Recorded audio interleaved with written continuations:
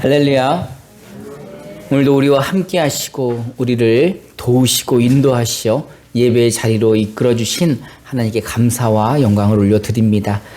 또 참석해 주신 모든 성도님들, 또 유튜브를 통해서 예배하시는 모든 분들께 감사드리고 사랑합니다.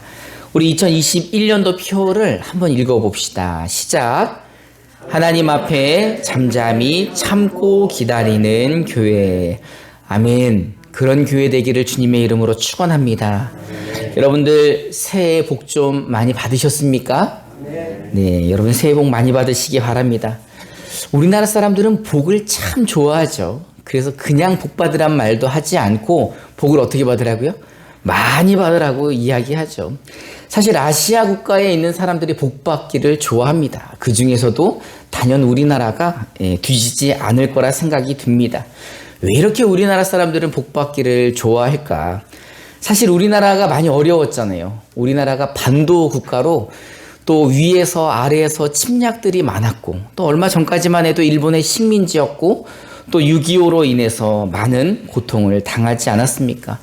사실은 그런 여파로 인해서 지금까지도 우리나라 사람들이 햇님을 보면서 복을 빌고, 달님을 보면서 복을 빌고, 또 막 산에 올라가고 바다로 가고 이래서 새해 목표를 정하고 또 거기 가서 그냥 빌고 결심하고 결단하고 이런 일들을 하죠.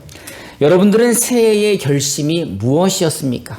그리고 그 결심들이 지금 잘 지켜지시고 있습니까?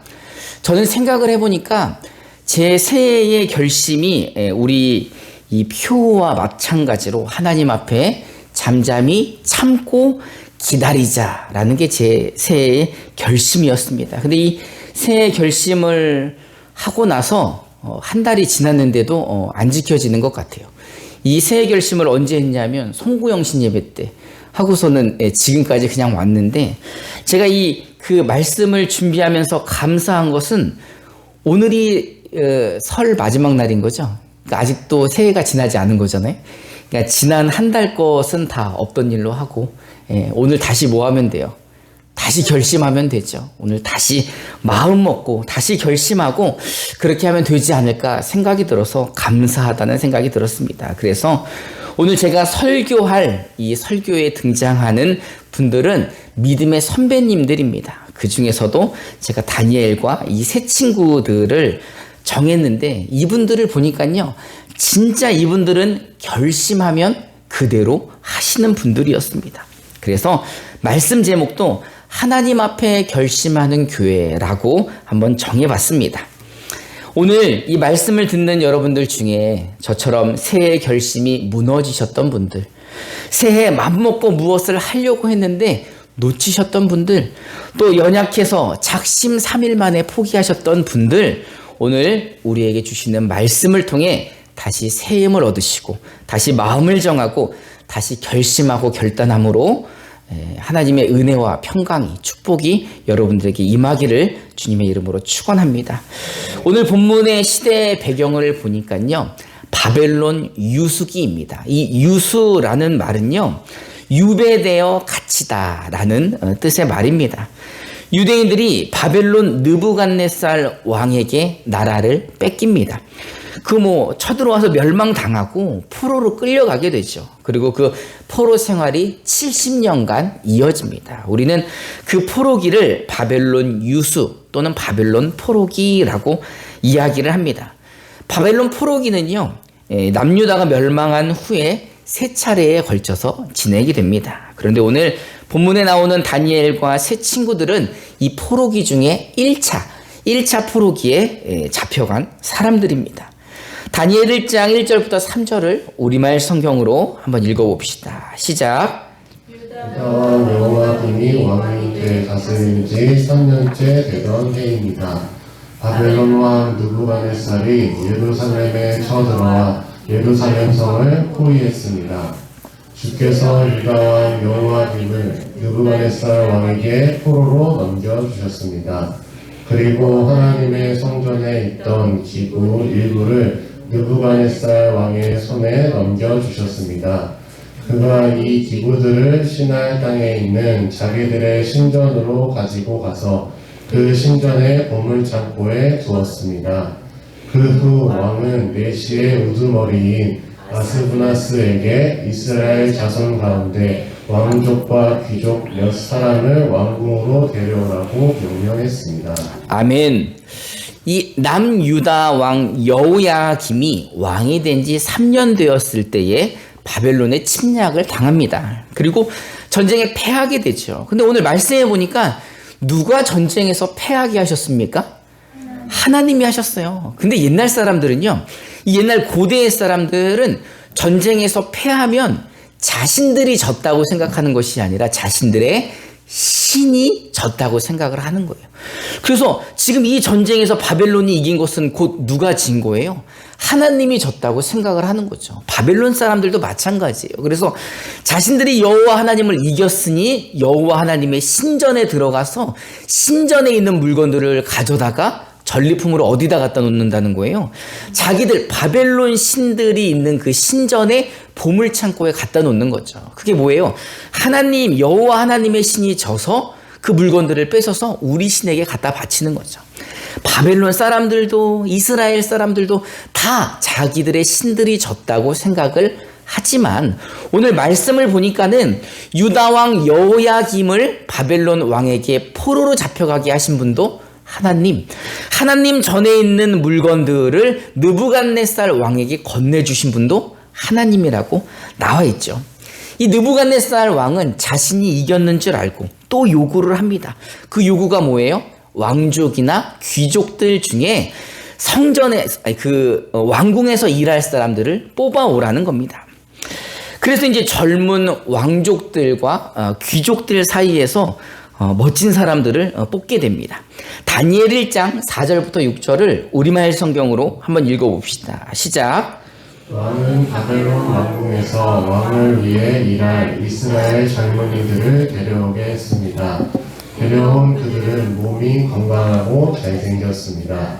게다가 똑똑해 모든 일에 지혜롭고 지식이 있으며 이해가 빨랐습니다. 그들은 바벨론의 말과 학문을 배웠습니다.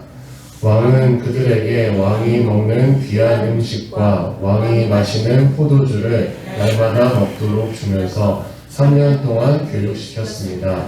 교육을 다 마친 후에는 바벨론 왕을 위해 일하게 했습니다. 그 젊은이들 가운데 다니엘, 하나냐, 미사엘, 아사랴가 있었는데 모두 유다 자손이었습니다. 아멘.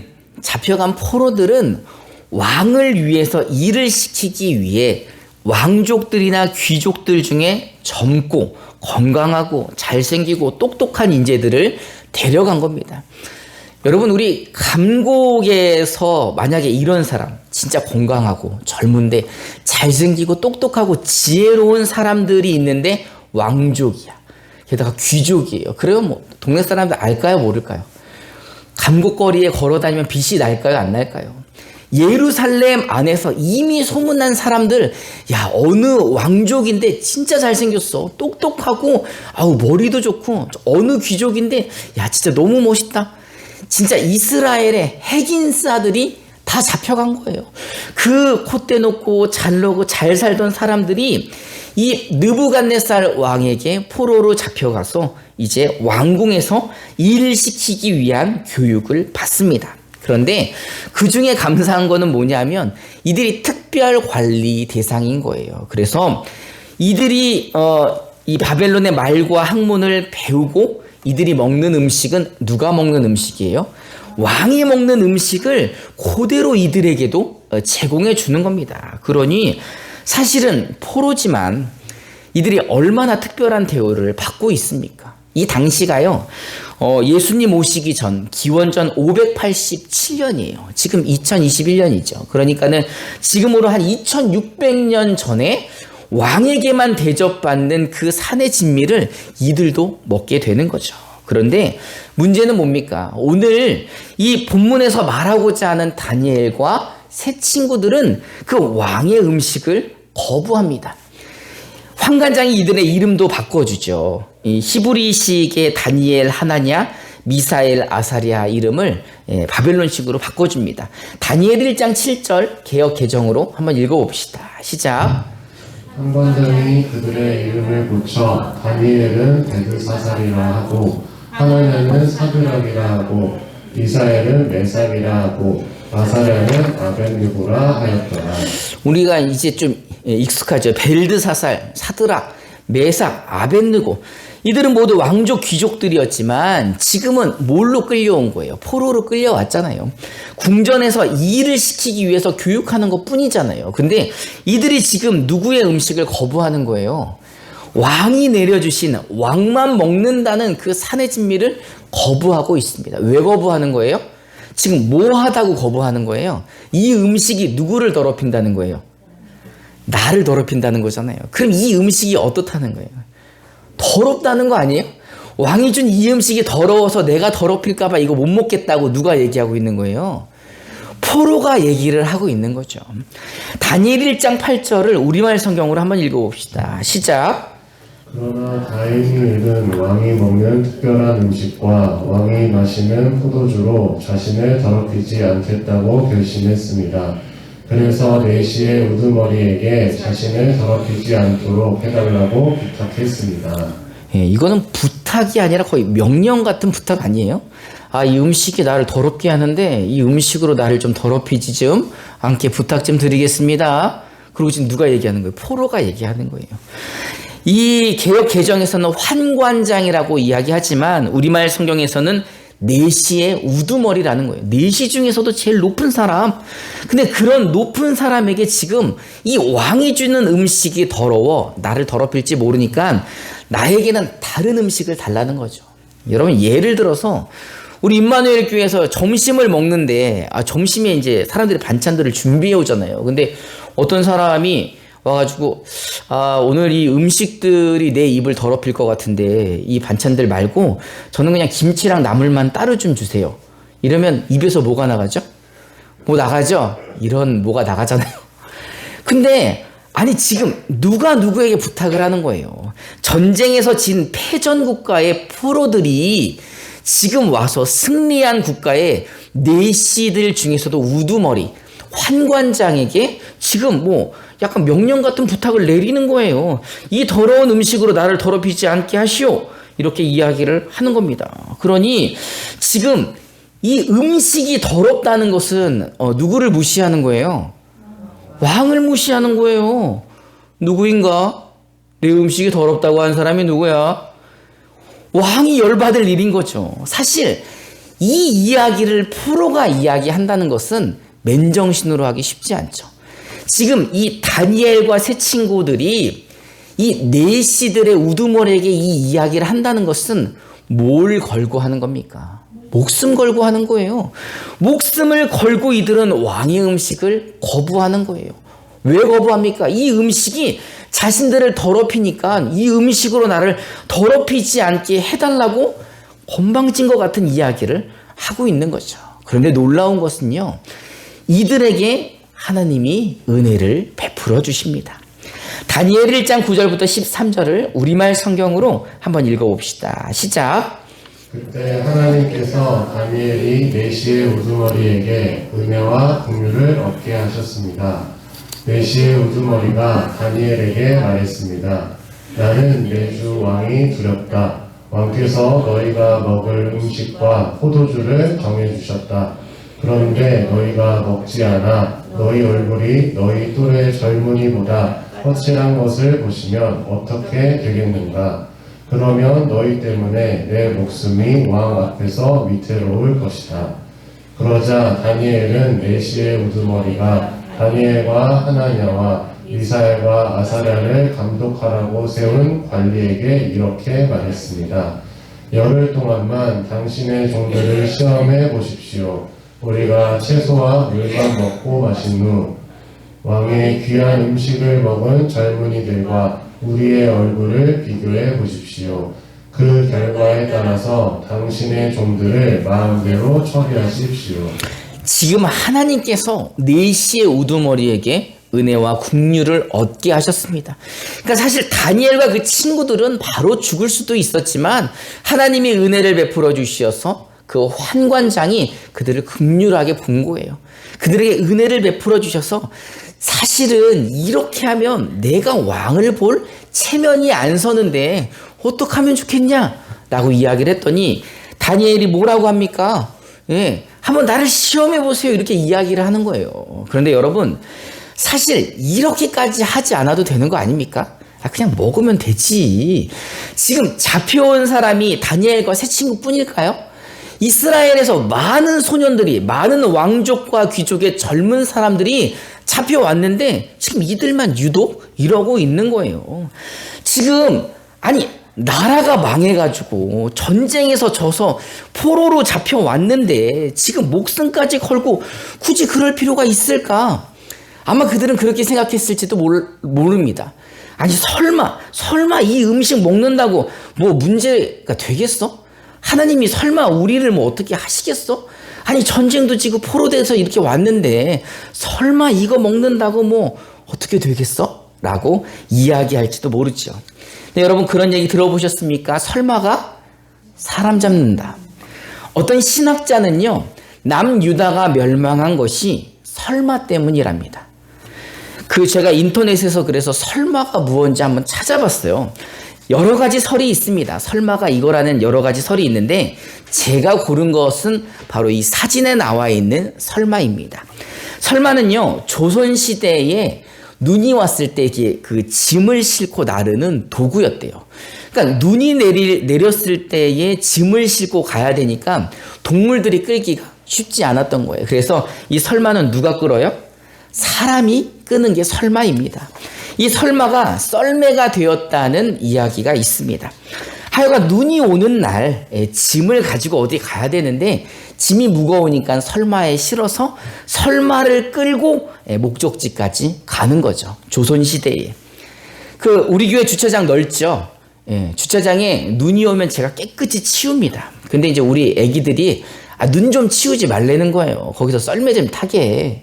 그래서 한 번은 이제 눈을 안 치웠어요. 그리고서는 거기서 애기들을 태우고서는 제가 이게 썰매를 한번 끌어봤어요. 그래서 이 마당을 한 바퀴 돌았는데 마당을 끌면서 제 입에서 그런 소리가 나오는 거죠. 썰매가 아빠를 잡네.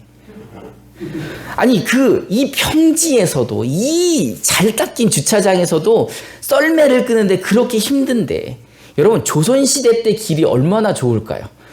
얼마나 좋겠습니까? 그리고 이 설마가 요즘에 나와 있는 플라스틱 설마보다 좋아요?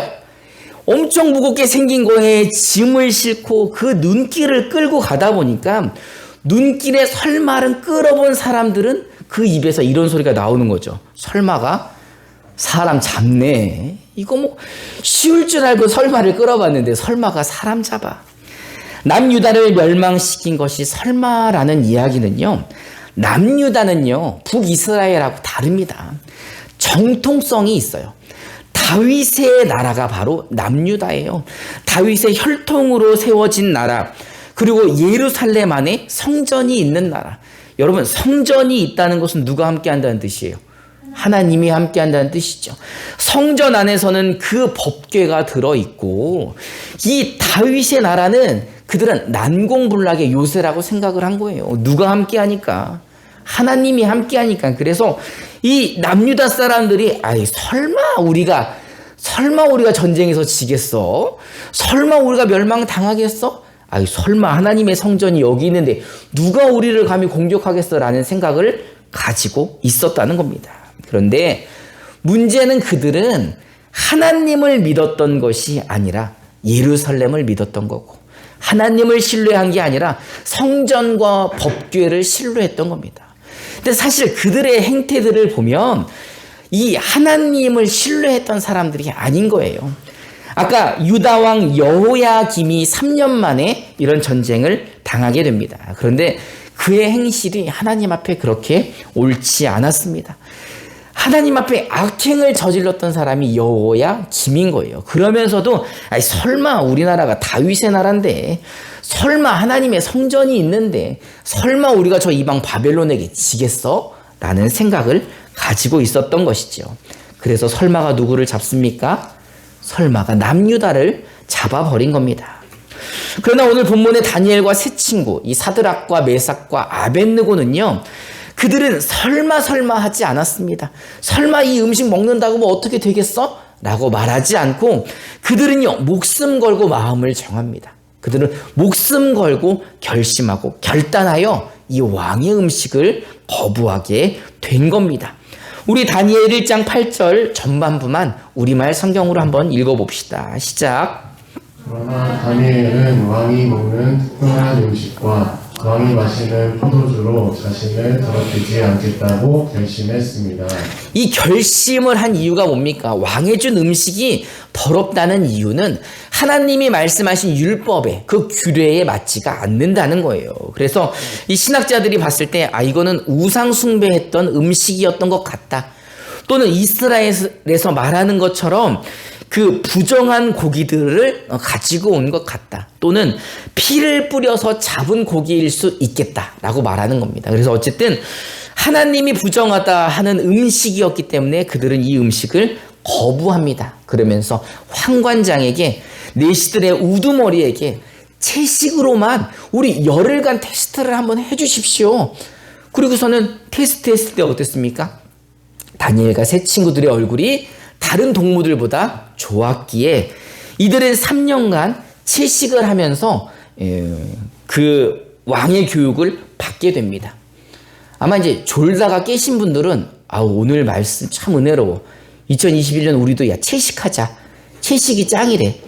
채식을 해야지 이 지혜롭고 이렇게 생각하실 수 있겠지만 사실 채식이 문제가 아니라 누가 은혜를 베풀어 주시는 겁니까?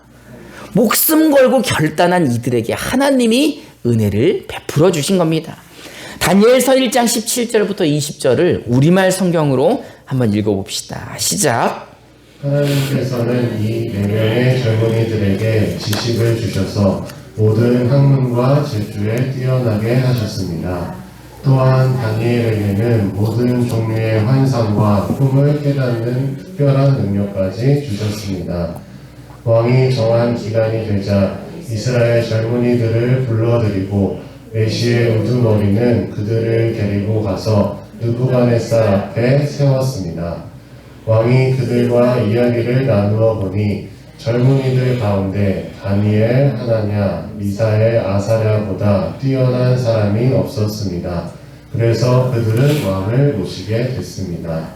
왕은 그들에게 모든 일을 물어보았는데 그들의 지혜와 총명이 그 나라 모든 지역에 사는 어떤 마법사와 주술사보다 10배나 뛰어나다는 사실을 알게 됐습니다. 아멘. 몇 배나 뛰어났다고요? 10배나 뛰어났다는 겁니다. 그 큰 바벨론에 있는 모든 마법사나 주술사들보다 지혜가 총명이 10배는 뛰어났다는 것을 누가 알게 됐어요? 왕이 알게 됐다는 겁니다. 여러분 이거 채식해서 된 겁니까? 아니잖아요. 누가 은혜를 베풀어 주셨어요?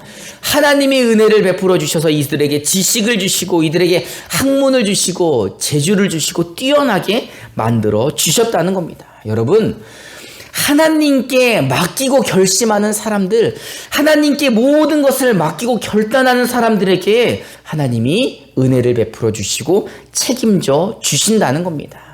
믿으십니까? 여러분들은 하나님의 은혜를 입으신 분들입니까? 여러분들도 다니엘과 세 친구들처럼 하나님의 은혜를 입으셨습니까? 사실은 우리는 더 큰 은혜를 입었죠.